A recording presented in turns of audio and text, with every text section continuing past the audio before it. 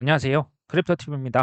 이번 시간에는 자유인이 되는 길은 결국 이것입니다. 라는 제목으로 말씀을 드려볼까 합니다. 그 전에 크립토 뉴스 좀 보고 가겠습니다. 7거래일 연속으로 비트코인 현물 ETF가 빠졌다. 거의 한 90% 이상 이제 가격이 좋지 않다. 이렇게 보시면 됩니다. 어떤 이제 프로토콜 설립자인데요. 이더리움이 연내 신고점 돌파 가능성은 희박하다. 비트코인이랑 바이낸스 코인 일부 코인들은 이전에 최고점을 사실 넘었었지 않습니까? 근데 이더리움은 아직 밑에 있습니다. 한참 밑에 있죠. 지금 연말 옵션 시장에서도 베팅을 하는데 연말까지 올해 신고점을 이더리움이 넘을 것이다라고 베팅하는 확률이 10%랍니다. 거의 어렵지 않겠냐 지금 이렇게 보고 있을 만큼 시장 정서가 안 좋은 거죠. 신고점 경신을 하려면 이제 트럼프가 이겨야 되고 연준에서 금리 인하해야 되고 돈을 더 풀어야 된다. 사실 다 아는 얘기입니다. 근데 하락하고 있고 조정이 되고 있는 이런 시기에 이런 발언은 굉장히 설득력 있게 들리는 것도 사실입니다. 빅맥스 전 창업자죠. 아서 헤이즈도 지금 비트코인 숏 포지션에 들어갔다고 하네요. 주말에 5만 달러 이하로 떨어질 것이다. 근데 자기가 하고 있는 건 지금 그러니까 기도만 지금 하고 있을 뿐이다. 이런 얘기를 하고 있는데요. 사실 이걸 투자라고 보긴 조금 제가 볼 때 어렵지 않나 봅니다. 거의 투기에 가깝죠. 아서 헤이즈는 이전부터 주식시장의 파생상품, 선물 옵션 트레이더였고요. 관련 회사에서 일을 했었고 이제 그것을 코인 쪽으로 와서 빈맥스 여기서는 크립토, 선물 옵션, 레버리지 100배까지 쓸 수 있었던 거래소를 창업을 한 바가 있죠. 사람은 참 안 변한다. 사실 주말에 5만 달러 밑까지 갈지 안 갈지는 모르겠습니다. 이거 확률은 반반이죠. 이거 누가 알겠습니까? 근데 이게 이제 맞으면 아터 헤이즈 돈 벌겠죠. 근데 틀렸을 때 이게 너무 피해가 심각하다면 특히 레버리지를 잔뜩 껴서 들어가면요. 그냥 복구가 안 되고 청산이 돼버립니다. 선물 옵션은 하시는 분 계실지 모르겠지만 확률이 최소 70에서 80% 이상 돼야 되고요. 손익비가 압도적으로 이익이 높을 때입니다. 그런 자리에서만 정말 기계적으로 냉소적으로 들어갔다가 틀렸다 싶으면 손절 라인 잡고 칼처럼 자르고 나올 수 있는 분만 하시면 됩니다. 자, 피터 브렌트는요. 46,000달러 비트코인이 우리나라 한화 기준 6,100만 원까지 떨어질 수 있다. 이런 얘기 합니다. 근데 이제 이런 얘기도 있고 저런 얘기도 있고 사실 1천만 원대까지 안 가면 좋은 거고요. 떨어지면 혹시나 이제 떨어지면 단돈 5만 원, 10만 원이라도 평소에 사고 싶었던 우량 코인들 저는 줍는 기회로 보면 됩니다. 지금 5만 원, 10만 원, 20만 원이요. 불과 1년 후, 1년 반 후에 10배, 20배의 레버리지를 일으킬 확률이 저는 높다라고 보고 있습니다.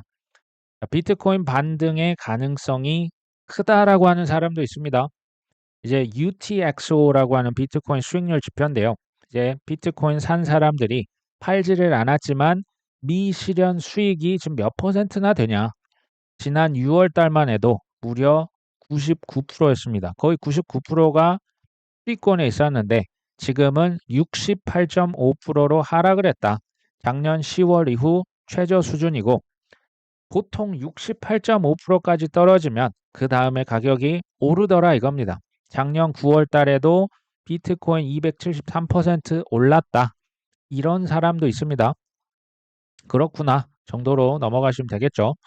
또 다른 어떤 최고 투자 책임자라고 하는데요. 이 친구는 비트코인 9월 달이 좋지 않다. 레드 템버라고도 하죠. 굉장히 좋지 않았던 관례를 깨고 올해는 괜찮을 수도 있다.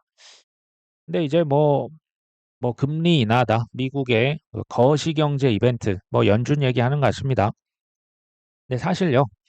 연준은 주식, 코인, 부동산, 채권 이런 자산 시장만 영향을 미치는 게 아니고 전 세계 국가의 경제를 좌지우지할 수 있을 정도로 통제력을 가지고 있습니다. 거기가 어디입니까? 연준이죠. 전 세계 경제를 좌지우지 하는 거죠. 제가 이따가 뒤에서 연준 얘기는 또 하겠습니다. 어떤 미국의 기업들이 지금 뭐 설문조사를 한 것 같아요. 보고서를 썼는데 18개월, 그러니까 지금부터 한 내년 하반기, 뭐 내년 이제 거의 뭐 연말 넘어서 2026년 초까지 1년 반 동안 비트코인 14조 원 정도를 살 것이다라고 응답을 한 걸로 지금 보입니다. 미국에 있는 회사 10개 중에 한 곳에서는 비트코인 살 겁니다. 근데 대략 14조 원 정도. 매일 비트코인을 우리 돈으로 160억 원 정도에서 420억 원, 이게 매일 살 거라고 지금 예상이 된다라고 했죠. 현재 전 세계 기업들이 비트코인을 70만 개 들고 있는데 매년 15만 개씩 기업들이 더 들어오고 있다라고 합니다. 근데 이제 그 기업들 중에 절반은 미국 회사들이 비트코인의 절반 이상을 차지하고 있다. 근데 이게 우연일까요? 단기 가격에 대해서는 저는 전혀 모른다고 계속 말씀을 드리죠. 근데 이게 우연일까요? 마이크로 스트래터지와 마라톨 디지털, 미국에 상장이 되어 있는 기업 중에서 비트코인을 제일 많이 들고 있는 회사 1위와 2위. 누가 투자 많이 했습니까? 블랙락이 많이 투자했죠. ETF는 제외입니다. 근데 현물 ETF로 제일 많이 들고 있는 회사가 어디다? 블랙락이죠. 뭐 피델리티죠. 이게 우연일까요? 비트코인의 중장기 가격이 글쎄요. 이걸 보고 부정적이신 분들은 조금 다시 한번 생각을 해보실 필요가 있겠다. 자, 브라질의 중앙은행 CBDC 파일럿 테스트 2단계 참여 기업을 선정했다. 비자카드와 스페인의 굉장히 큰 은행입니다. 산탄데르가 선정이 됐다. 이 기사 가져온 이유는 간단합니다. 가격이 하락했다고 코인이 다 사기고 폭망할 것이다. 아닙니다. 이렇게 얘기하는 친구들이 주장하는 것 중에 하나는요. 코인이 사기니까 정부에서 발행하는 CBDC를 쓰세요. 우리 국가에서 발행했지 않습니까? 라고 주장을 하라고 시키는 곳이 어디다? BIS입니다. 뭐 브라질만 하는 게 아니고 뭐 지금 중국은 이미 뭐 거의 뭐 그 실행 단계에 있고요. 뭐 미국, 뭐 한국, 유럽 할 것 없이 CBDC 전 세계 웬만하면 다 이거 지금 그 연구하고 실험을 하고 있습니다. 가격에 관계없이요. 전 세계 국가, 기업, 개인, 소위 좀 깨어있는 친구들은 그냥 묵묵히 이 코인 세계, 블록체인이 커질 거를 알고 그냥 열심히 활동을 하고 있습니다. 눈앞에 이제 보이는 게 없다고 해서 뭐다 죽었다 뭐 이런 게 아니라고 하는 부분 말씀을 드리고요. 전 세계 국가별 인구 순위를 한번 가져와 봤습니다. 이제는 중국이 2위로 내려앉았죠. 1위가 어디입니까? 인도가 됐습니다. 인도, 중국, 3위는 미국, 인도네시아, 파키스탄, 나이지리아, 브라질까지 2억 명이 다 넘어갑니다. 엄청난 인구 대국이죠. 뭐 방글라데시, 러시아, 에티오피아 이 밑에 20위, 30위까지 한번 가 보셔도요. 뭐 동남아시아, 중남미 국가들 되게 많거든요. 아니면 유럽이나 소위 말하는 세계의 인구 대국들, 뭐 선진국, 개도국 할 것 없이요. 대부분 코인이 이미 판매 중에 있습니다. ETF가 된 것도 있고요. ETF 안 돼도 거래소 통해서 다 사고 팔고 특히 젊은 인구가 많은 중남미, 아프리카, 특히 아시아 이런 지역은 폭발적인 성장세가 예상이 됩니다. 지금 코인 말씀드리는 겁니다. 인구의 1위인 인도 역시 결국 돌아설 것으로 저는 예측합니다. 이게 제가 볼 때 아직 순서가 안 됐다 뿐이죠. 근데 이런 기사가 또 뜹니다. 인도에서요. 해외 암호화폐 거래소 4곳 운영이 곧 재개될 것을 검토한다. 솔직히 운영 재개를 허용하는 안을 검토 중이다. 이게 이제 소위 말해 언론에서 나왔다라는 것은 거의 한 90% 이상 확정이라 보시면 됩니다. 최소 2개 이상의 거래소가 내년까지 운영을 재개할 수 있을 것으로 봤다. 내년이 물 들어오는 시즌 아닙니까? 그 전에 당연히 문 열어야겠죠. 앞서 바이낸스와 쿠코인은 규제를 지키지 않아서 과징금을 낸 적이 있습니다. 근데 과징금을 납부했기 때문에 인도에서 운영 금지가 어떻게 됐다? 해제됐답니다. 운영할 수 있다는 얘기입니다. 사실 뭐 중국 못지않게요. 중국보다 오히려 더 심한 곳이 반코인을 했던 국가가 인도입니다. 우리가 이렇게 되면 끝난다 할 정도로 너무나 그 가혹한 뭐 세금부터 해서 30%가 훌쩍 넘어가거든요. 실제 코인 기업과 투자자가 다 인도 시장을 떠나버렸습니다. 진짜 그 거래량이요. 거의 뭐 마이너스 뭐 90% 이상. 그러니까 아무도 이제 인도 기업에서 거래를 하지 않는 지경이 돼버렸죠. 근데 중국이 어떻게 됐습니까? 지난 한 8년 가까이 뭐 코인 뭐 하면 다 금지고 뭐 보유도 금지, 채굴도 금지했다가 지금 어떻게 됐습니까? 홍콩을 통해서 문을 열었잖아요. 시간은 걸릴 겁니다. 중국 본토도 지금 비트코인, 이더리움, ETF 홍콩에서 다 오픈했지 않습니까? 시간은 걸리겠지만 중국 메인랜드나 주변에 아시아에 있는 국가들에게 당연히 코인 팔 겁니다. 저는 솔라나 현물 ETF만큼이나 확실하게 인도에서도 입장을 손바닥 뒤집듯이 뒤집을 것이다. 단, 이건 있죠. 계속 속임수 쓸 겁니다. 계속 말 바꾸기 하고요. 거짓, 선동, 미혹이 당연히 계속 될 겁니다. 왜 그럴까요? 개인들이 우량 코인들 싸게 사면 안 되니까 그렇습니다. 제가 계속 뭐 말씀 똑같은 얘기 드리고 있죠. 그냥 그러려니 하시면 됩니다. 그러려니 하는 사람이 끝에 가서 크게 이기는 게임이 전 코인이라고 보고 있죠. 자, 연준의 비공식 대변인 오늘 저는 이제 이 그 저녁 시간에 그 녹음을 하다 보니까 이게 지금 9시 반 우리나라 조금 뒤에 발표가 됩니다. 이 상황을 저는 모르지만 어쨌든 8월에 발표되는 미국의 고용 지표는 연준의 금리 폭을 판가름할 것이다. 이제 볼 때마다 웃긴 명칭이 있어요. 연준의 비공식 대변인. 이게 웃기지 않습니까? 근데 실제로 이 친구가 얘기한 대로 다 됐습니다. 그럼 사실상 이거 공식 발표를 하기 전에 월스트리트 저널 이 친구한테 정보를 흘려주는 거거든요. 이거 맞습니까? 이거 제가 볼 때 이거 뭐 시장 조작의 가능성도 있는 거고 뭐 어찌됐건 고용 지표가 좋게 나오면 금리 0.25%만 내릴 것이고 이거 뭐 실업률 좀 장난 아니네. 고용이 많이 줄었네. 이러면 0.5%를 인하할 것이다라는 얘기입니다. 개인적으로는 미국 연준에서 금리 인하를 더 빨리 했어야죠. 저는 이미 늦었다라고 봅니다. 지금 그 미국에서야 금리가 뭐 5%, 5.5%잖아요. 그러니까 전 세계 돈이 당연히 미국 주식, 뭐 달러도 강세였잖아요. 당연히 미국에 투자를 하지 다른 개도국들, 그러니까 소위 말하는 경기 침체 선언만 안 한 거지요. 지금 우리나라도 뭐 자영업자, 뭐 유럽에서도 뭐 미국에서 상업용 부동산, 중국 말도 못하게 경제 힘듭니다. 이미 경기 침체는요, 이미 제가 볼 때 1, 2년 전에 이미 왔어요. 쉽지 않아요. 그러니까 이미 이미 늦었다. 미국에서는 이제 타격이 좀 덜하기는 하겠죠. 유동성이 미국에 많으니까. 근데 개발도상국, 한국, 중국, 제가 볼 때 피해가 이미 너무 큽니다. 미국의 기준금리가 사실 글로벌 경제에 나침반 역할을 하긴 합니다. 이게 기준금리죠. 단기적으로는 이 전후로 해서 급등락이 나올 수 있습니다. 주식도 그렇고 코인도 그래요. 근데 금리를 결국 낮춘다라는 얘기는 이게 이제 소위 말하는 약간 항공모함 같아요. 한 번 올리면 쭉 올리는 거고요. 유지했다가 한 번 내리기 시작하면 그래도 계속 한 내년 어디 한 하반기까지는 전 내릴 거라고 보고 있거든요. 중장기적으로 이것은 대세 가격, 그러니까 시장의 상승을 의미합니다. 지금 워낙 이제 코인 가격이 떨어져 있기 때문에 이걸 좀 한 말씀을 제가 드렸습니다. JP모건에서 연준이 9월 FOMC에서 0.25가 아니라 0.5% 금리를 인하해야 한다라고 주장을 합니다. 어떤 분들은 이제 JP모건이 하도 이상한 얘기 많이 하니까 이제 믿고 거르는 JP모건 뭐 이런 얘기 하시더라고요. 근데 저는 그렇게 보실 필요는 없다라고 봅니다. 제가 계속 말씀을 드리지만 사실이 아닌 거짓만 얘기하면 누가 JP모건 보고서 냈을 때 그거 누가 거들떠나 보겠습니까? 아니죠.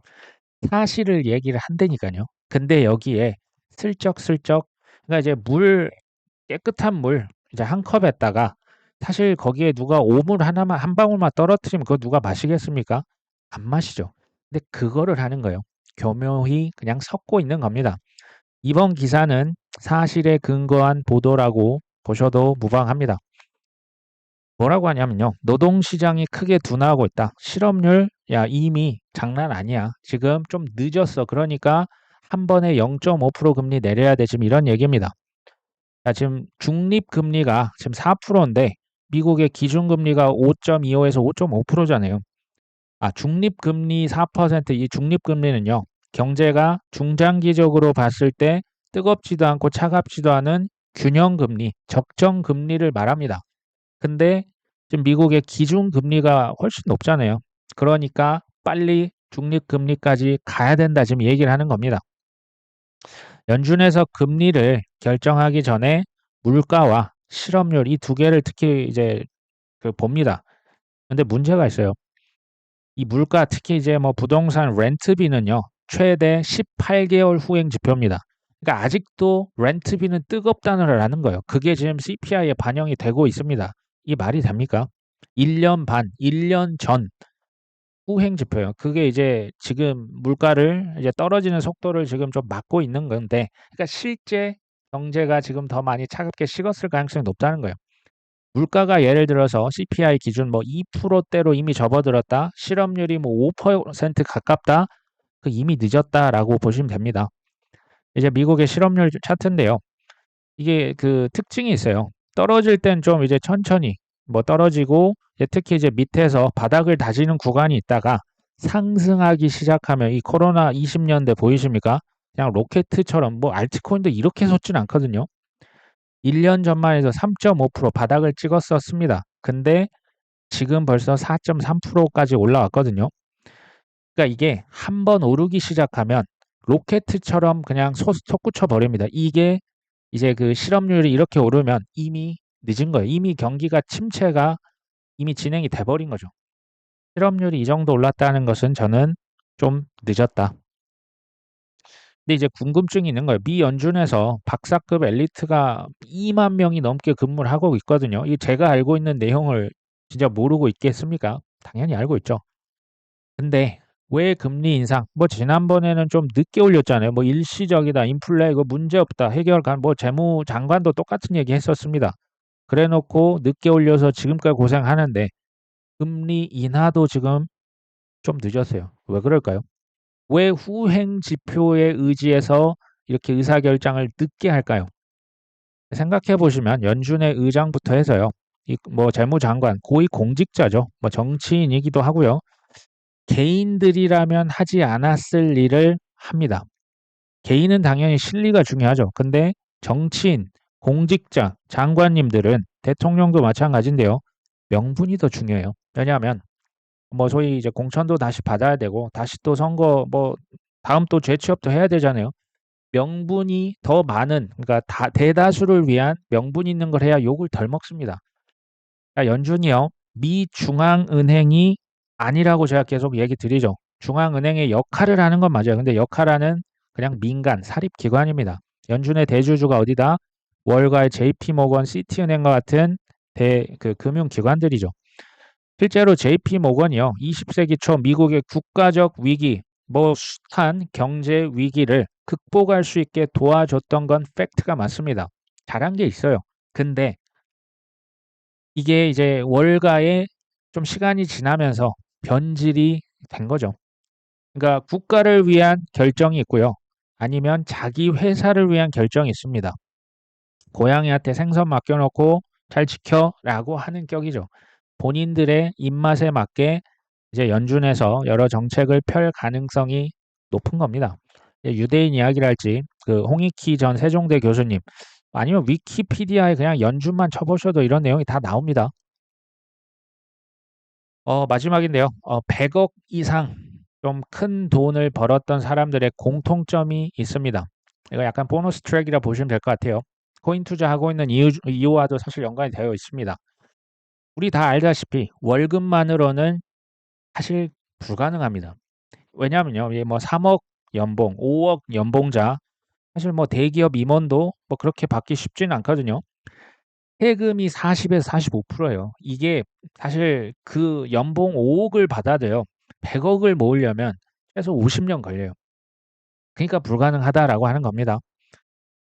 두 번째 아셔야 될 부분은 돈을 버는 방식이 덧셈의 방식이 있고 곱셈의 방식이 있습니다. 근데 덧셈의 방식은 문제가 있어요. 구조적으로 큰 돈을 벌 수가 없게 판이 짜져 있습니다. 그게 자본주의입니다. 덧셈은 뭐냐? 우리가 직장인 다니면서 월급 받는 거, 자영업해서 하시는 거, 뭐 은행, 뭐 배당에 그 주식 배당 받는 거, 배당 수익, 이자 수입, 부동산에서 나오는 월세 수입, 이런 게 뭐 종부세로 들어가고요. 그냥 원천 징수를 하고 세율이 사실 비싸요. 이게 덧셈입니다. 쉽게 말하면 우리의 시간을 더 집어넣고 뭔가를 좀 할라치면 뭐 상속증여도 마찬가지로 세금이 너무 세요. 이거는 그냥 생활을 도와주는 수준으로 우리가 돈을 벌 수가 있어요. 그러니까 돈을 어떻게 버냐 봤더니 곱셈의 방식이 필요합니다. 곱셈은 뭐 이걸 레버리지라고도 표현을 하고 어떤 사람 멀티플이라고도 표현을 합니다. 시간 대비 수입이 이게 그러니까 내가 1시간 하면 10,000원 버는 게 아니고 1시간 하면 10,000원 벌었다가 이게 20,000원 벌었다가 40,000원, 80,000원, 16,000원, 32,000원 기하급수적으로 증가하는 게 이게 이제 곱셈의 법칙이 있습니다. 그 곱셈의 법칙 첫 번째는 뭐냐? 기업을 그러니까 창업하는 거예요. 창업을 해서요. 그 기업을 키웁니다. 소위 그 기업 가치를 올리는 거죠. 그렇게 해서 기업을 파는 겁니다. 이랬을 때 세율은 20에서 25% 정도 하거든요. 얼마 전에 그 김승호 회장, 그 스노우폭스 회장이 일본에 있는 모 회사에 회사를 팔았습니다. 얼마 받았는지 아십니까? 우리 돈 8천억 원을 받았습니다. 지금 이 돈 중에 아주 그 일부를 비트코인에 투자했다라고 저번에 말씀드렸죠. 저랑 예전에 14년도부터 사실 봤던 그 코빗이라고 하는 국내 거래소의 초기 창업자분, 넥슨이라고 하는 게임 회사의 2017년 9월 달이죠. 지분 15.12%인가요? 912억 원의 회사를 팔았습니다. 코인베이스에서 왜 IPO라고 하는 걸 했을까요? 이렇게 기업을 매각할 수도 있고요. 이제 그 주식 시장에 상장을 시켜서 파는 방법도 있습니다. 뭐 방식은 좀 여러 개가 있어요. 근데 리플 CEO, 서클에 있는 이제 제레미 얼레어 CEO들이 왜 IPO 하려고 하는지 아십니까? 회사를 비싸게 팔기 위해서 그렇습니다. 특히 이거는요. 개인 레벨에서는 뭐 상속 증여 포함해서요. 뭐 종부세 이거 다 합치면요. 종합 그 소득 금융 그 세금이 거의 뭐 50% 육박해요. 일반 개인에게 부과되는 거는 40에서 50%. 근데 이렇게 회사를 키워서 팔면 세금은 20에서 25% 정도 합니다. 힘들게 창업해서 뭐 죽음의 계곡을 견디는 이유가 그럼 뭘까요? 이걸 제가 그 회사를 그냥 돈 찍는 기계인 겁니다. 자영업은 다릅니다. 자영업은 내가 일을 하지 않으면 수입이 빵이지만 시스템을 만들면 그 돈 찍는 기계를 만들어서 그 기계를 판다 보시면 돼요. 돈을 찍어내니까 당연히 비싸게 누가 가져가려고 하겠죠. 이것을 비싸게 팔기 위해서 창업을 한다. 이게 이제 연간 얼마를 버냐, 연간 수익에 대해서 이제 멀티플을 곱한다. 그러니까 한 이제 연간 수입이 뭐 1억이면 이제 사는 사람은 거기에 이제 10배인 10억을 주고 사거나 20억을 주고 그 회사를 삽니다. 큰 매도가, 큰 가격에 회사를 팔고 창업자 입장에서는 엑싯 한다 이런 표현 쓰거든요. 근데 보십시오. 연간 수익이라고 했잖아요. 수익은 뭡니까? 매출에서 지출을 뺀 거죠. 그러면 잘 보십시오. 창업자 입장에서 매출을 10% 늘리면요. 그러니까 10원을 늘렸다고 하면 멀티플이 10이나 20이면 이거의 10배, 20배의 가격을 더 받고 팔 수 있다라는 얘기입니다. 반대로 지출을 내가 뭐 100원만큼 줄였다. 그러면 10배, 20배, 1,000원, 2,000원만큼 더 비싸게 회사를 팔 수 있다라는 얘기가 됩니다. 여기서 곱셈의 마법이 작용하는 거죠. 회사에서 내가 월 10만 원, 뭐 별거 아니잖아요. 비용을 좀 줄였다. 월 10만 원이면 1년에 뭐 120만 원을 줄이는 거죠. 회사를 팔 때는 이게 10배, 20배, 1,200만 원, 월 10만 원에서 시작했는데 그냥 월 10만 원 더 줄이거나 더 벌었을 뿐인데 팔 때는 기업 가치를 1,200만 원, 심지어 2,400만 원 더 비싸게 받을 수 있다는 얘기입니다. 이런 방법이 있습니다. 이런 세계가 있어요. 뭐 멀티플을 뭐 프리미엄이라고도 하죠. 근데 이제 참고로 멀티플은요, 이 금리의 영향을 받습니다. 그러니까 지금처럼 금리가 비싸면요, 이 가격, 그 기업 가격, 자산 가격이 되게 싸게 살 수 있어요. 이럴 때가 사실 기회입니다. 자, 법인은 이런 매출을 증가를 시키거나 지출을 감소하면 10배에서 20배. 뭐 이게 이제 그 업종마다 다릅니다. 근데 어찌됐건 훨씬 더 비싸게 판매가 된다. 이거 예를 이제 그 부동산으로 한번 제가 예를 들겠습니다. 강남 빌딩을 예를 들어 내가 샀는데 뭐 세를 주겠죠. 근데 월세를 10만 원을 낮춰서 받을 수도 솔직히 있잖아요. 근데 왜 강남 빌딩주들이 이거 안 하는지 아십니까? 월세 한 20만 원 낮추면 되잖아요. 낮추는 건 문제가 아니라 이거 내가 나중에 제값받고 비싸게 팔려면 차라리 월세 10만 원 안 낮춥니다. 왜냐하면 월세를 10만 원 낮추면 보여드렸죠. 매도가는 10배에서 20배가 더 낮아지는 거예요. 이걸 이해하셔야 됩니다. 월세를 10만 원 낮추느니 그냥 공실로 놔둬버리는 겁니다. 월세 떨어지면 빌딩 값이 훨씬 더 떨어지는 거예요. 이게 레버리지라 보시면 됩니다. 좀 어려우실 수도 있는데 뭐 부의 추월차선, 뭐 레버리지, 뭐 로버트 기요사키 이런 책들을 보면 좀 이해가 되시리라 봅니다. 근데 이제 창업을 하는 게 좀 와닿지 않기 때문에 두 번째 방법이 있죠. 결국 투자로 돈을 불리는 방법이 있습니다. 문제가 있죠. 시드머니가 작은 겁니다. 그래서 제가 투자의 시작은요. 돈을 모으는 것부터 시작하자라고 말씀을 계속 드리는 겁니다. 두 번째 문제는 복리의 마법. 다들 한 번씩 들어보셨지 않습니까? 워런 버핏도 부자가 돼서 뭐 이제 빌리언이에요. 뭐 우리 뭐 조 이상 부자가 된 건 거의 50대 뭐 거의 58, 57, 거의 60이 다 돼서 그 부자가 된 거고 지금의 부는 거의 뭐 70, 80 넘어가면서 수직으로 꺾이면서 부자가 된 겁니다. 뭐 세계 랭킹 안에 들어가는 부자죠. 생각보다 시간이 많이 걸린다는 단점이 있는 겁니다. 대부분의 문제도 그래서 여기서 발생해요. 대부분 씨드를 모으려 하지 않습니다. 이게 고통스럽거든요. 내가 쓰고 싶은 거 아끼는 게 쉽지 않거든요. 어디 뭐 반지하 사는 거요? 쉽지 않단 말이죠. 좀 신축에 살고 싶고 더 좋은 데 가서 살고 싶고 자동차도 굴리고 싶고 A가 그거라면 B는 뭐냐? 오랜 시간을 못 견딘다라는 거예요. 반대로 이 두 가지를 잘하면 확률은 훨씬 높아진다라는 얘기를 드리는 겁니다. 근데 코인의 장단점이 있죠. 장점일 수도 있고 단점일 수도 있는데 주기가 짧습니다. 주기라면 상승과 하락이 이어지는 이 패턴 주기. 그러니까 주식에 비해서도 훨씬 짧고요. 부동산에 비해서는 훨씬 짧습니다. 대략 4년 주기죠. 이거는 장점으로 활용하시면 이런 거죠. 돈을 불릴 수 있는 시간을 단축을 시킬 수가 있는 겁니다. 반면에 안 좋은 점 뭡니까? 이 너무나 극심한 변동성으로 인해서 사망자가 속출한다는 게 단점이죠. 우리 이거 제가 설명 안 해도 아시죠? 그러니까 돈을 불린다는 것은 투자에 시간을 곱해준다라고 하는 개념으로 보시면 돼요. 레버리지 이게 덧셈이 아니라 제가 일부러 곱셈으로 표현했죠. 시간이 갈수록 어떻게 된다? 수직으로 꺾입니다. 근데 수직으로 꺾이려면 기나긴 시간을 인내를 하셔야 되는 구간이 반드시 필요한 겁니다. 뭐 굳이 비유를 하면 코인의 1년이 전 주식의 뭐 한 5년에서 10년의 버금가는 변동성을 자랑한다라고 봅니다. 쉽게 주식 10년간 들고 있기보다 코인 1년간 들고 있는 게 비슷하다라는 거예요. 오히려 더 클 수도 있습니다. 코인이. 이걸 아까 그 레버리지 개념을 다시 한번 적용해 보면 지금 내가 10만 원 그 별거 아니잖아요. 근데 10만 원어치 뭐 예를 들어 뭐 솔라나다, 이더리움이다, 뭐 비트코인을 샀다. 그러면 지금은 차이가 없다니까요. 지금은 큰 차이가 없어요. 오히려 샀는데 더 떨어지면 짜증나서 에이씨 이거 안 해 이렇게 된다니까요. 근데 1년이 지났을 때 이게 5배가 될 수도 있고요. 10배가 될 수도 있습니다. 이게 뭐 특정 알트코인은 사실 뭐 훨씬 더 갈 수십 배 갈 수도 있잖아요. 지금 해외여행 당연히 남들 다 가니까 저도 가고 싶고 자동차 큰 차 필요하고 집도 한번 옮기고 싶고 사치제 사고 싶은 거 많잖아요. 근데 이것을 제가 안 한다라고 표현 안 했습니다. 미루시면 부자들의 그게 뭐냐면요.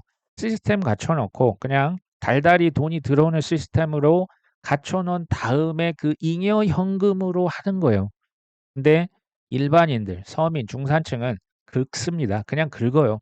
그러면 20만 원, 20만 원 투자 뭐 신용카드 할부로 하면 이게 뭐 별 차이가 줍니까? 별 차이가 지금은 없어요. 근데 누구는 그 10만 원이 10배, 20배, 30배가 되는 그 레버리지를 활용을 하지만 어떤 사람은 10배, 20배, 30배로 레버리지를 당하는 인생이 되는 거예요. 당연히 우리가 레버리지를 활용을 해야겠죠. 이게 내년에 10배, 20배가 될 수 있으면 좀 미루시는 게 현명하다라는 얘기를 드리는 겁니다. 이런 분들도 있어요. 100만 원 투자해놓고 내년에 10억이 될 것이다. 이거는 언감생심, 이거는 과욕. 이러다가 결국 뭐 선물 옵션도 하고 비투하다가 이제 안 좋은 결과를 맞는 겁니다. 첫 해 1억을 모으는 게, 그러니까 첫 해 1년 만에 1억 모으는 게 사실은 어렵죠. 어쨌든 첫 번째 1억 모으는 게 100이라고 하면요.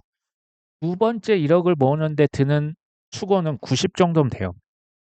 셋째 1억을 모으려면 한 80 정도, 넷째 한 60 정도면 될 것 같습니다. 이게 뭐냐면 처음이 힘들다라는 거예요.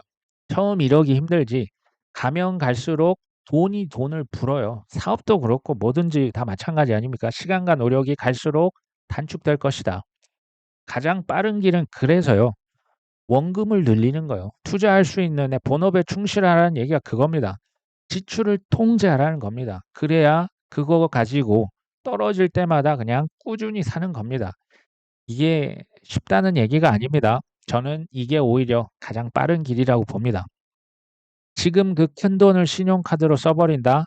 미래에 열매를 얻기 위해서 우리가 나무도 심고 농사를 짓는데 씨앗을 갖다 그냥 미리 먹어버리는 거예요. 미래가 있겠습니까? 당연히 없겠죠.